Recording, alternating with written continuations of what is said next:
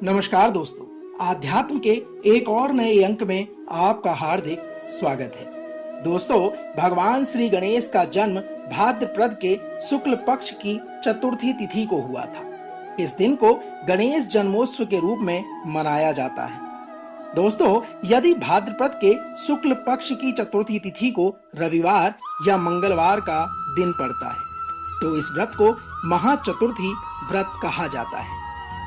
इस बार यह व्रत 20 सितंबर 2023 अर्थात मंगलवार के दिन पड़ रहा है। तो आइए आरंभ करते हैं भगवान श्री गणेश चतुर्थी की व्रत कथा, उसकी विधि और उसके विधान के महत्व को।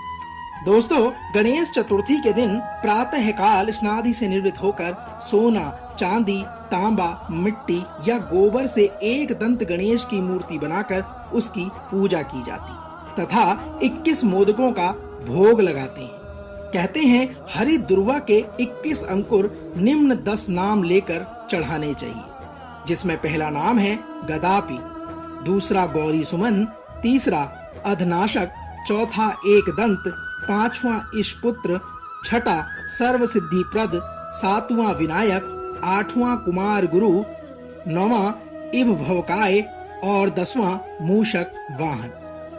दोस्तों, 21 मोदकों में से 10 मोदक ब्राह्मणों को दान में देना तथा 11 मोदक घर में रखकर स्वयं प्रसाद के रूप में ग्रहण करना चाहिए।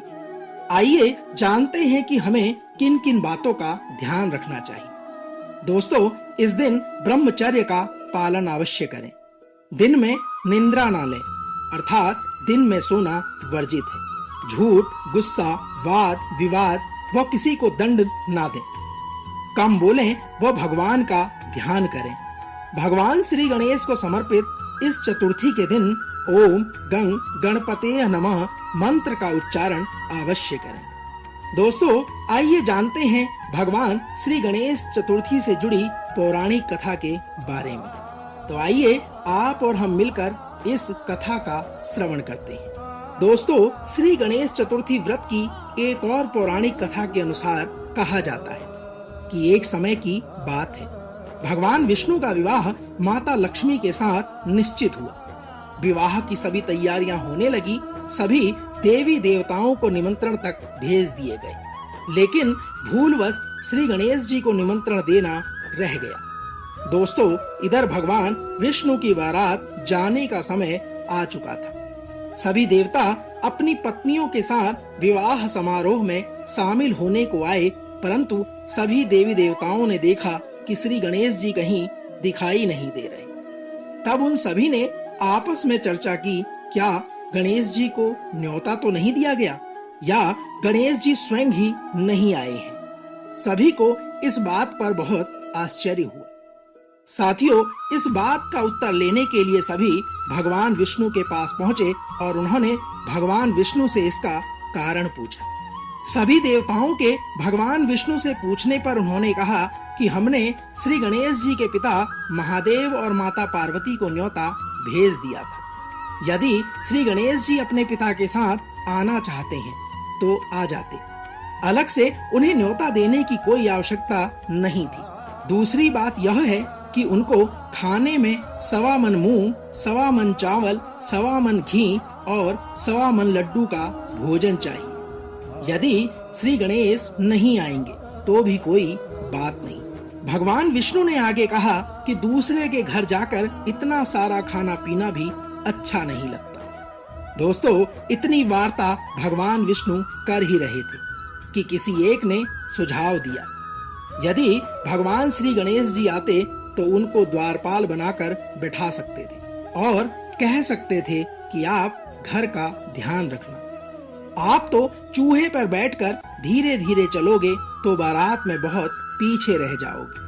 साथियों, यह सुझाव भी सबको पसंद आ गया, तो भगवान विष्णु ने भी इसे अपनी सहमति दे दी। भगवान श्री गणेश जी को निमंत्रण देकर आमंत्रित किया गया और उनको समझा बुझाकर घर की रखवाली करने को बिठा दिया गया। बारात चल दी, तब नारद जी ने देखा कि श्री गणेश जी तो दरवाजे पर ही बैठे हुए हैं, तो वे गणेश जी के पास गए और रुकने का कारण पूछा। भगवान श्री गणेश जी कहने लगे कि विष्णु भगवान ने मेरा बहुत अपमान किया है, जिस पर नारद जी ने कहा कि आप अपनी मूषक सेना को आगे भेज दें, तो वह रास्ता खोद देगी, जिससे उनके वाहन धरती में धंस जाएंगे। तब आपको सम्मान पूर्वक उन्हें बुलाना ही पड़ेगा। दोस्तों, नारद की बात को सुनकर भगवान श्री गणेश जी ने अपनी मूषक सेना को आदेश दिया, जाओ और सेना की जमीन पोली कर दो। पोली अर्थात खोद दो। जब बारात वहां से निकली तो रथों के पहिए धरती में धंसने लगे। लाखों कोशिश की गई, किंतु पहिए नहीं निकले। सभी ने अपने अपने उपाय किए, परंतु पहिए तो नहीं निकले, बल्कि जगह जगह से टूटने लगे। किसी को समझ में नहीं आ रहा था कि अब क्या किया जाए। जब नारद जी ने यह देखा तो आकर कहा कि आप लोगों ने श्री गणेश जी का अपमान किया है, जिस कारण यह विघ्न आ रहा है। यदि उन्हें मना कर लाया जाए तो आपका कार्य सिद्ध हो सकता है और यह संकट टल सकता है। दोस्तों, भगवान शंकर ने तब अपने दूत नंदी को भेजा और वे श्री गणेश जी को लेकर वहां पहुंच गए। गणेश जी का आदर सम्मान के साथ पूजन किया गया। फिर रथ के पहिए निकलने लगे और सभी संकट टल गया। अब रथ के पहिए तो निकल गए, परंतु वह टूट गए थे। अब उन्हें सुधारेगा कौन? पास के खेत में एक खाती काम कर रहा था। उसे बुलाया गया तो खाती अपना कार्य करने से पहले श्री गणेशाय नमः कहकर गणेश जी की वंदना मन ही मन करने लगा। देखते ही देखते खाती ने सभी पहियों को ठीक कर दिया। सभी देवताओं ने यह देखा तो उन्होंने खाती से कहा कि तुम सर्वप्रथम श्री गणेश जी का नाम क्यों ले रहे थे? तब खाती कहने लगा कि हे देवताओं, आपने सर्वप्रथम श्री गणेश जी को मनाया ही नहीं होगा और ना ही उनका पूजन किया होगा, इसलिए तो आपके साथ यह संकट आ रहा है। हम तो मूर्ख अज्ञानी हैं, फिर भी सर्वप्रथम श्री गणेश जी को पूजते हैं, उनका ध्यान करते हैं और उन्हें भोग चढ़ाते हैं। आप लोग तो स्वयं देवतागण हैं, फिर भी आप श्री गणेश जी को कैसे भूल गए? अब आप लोग भगवान श्री गणेश जी की जय बोलकर जाएं तो आपके सब काम बन सकते हैं और कोई संकट भी आपके बीच में नहीं आएगा। दोस्तों, खाती के इस प्रकार के वचन कहते ही बारात वहां से चल दी और भगवान श्री हरि विष्णु लक्ष्मी जी के साथ विवाह संपन्न करा के सकुशल घर लौट आए। दोस्तों, तो यह तो थी श्री गणेश जी से जुड़ी उनकी चतुर्थी की व्रत कथा का सार। हम आशा करते हैं कि जिस प्रकार भगवान श्री गणेश ने भगवान विष्णु के सभी काज को संवार दिया, उसी प्रकार भगवान श्री गणेश आपके घर में भी धन धान्य और आपके सभी काज को संवारने का कार्य करें। कल एक और नए अंक के साथ फिर आपसे होगी मुलाकात। तब तक जय श्री गणेश।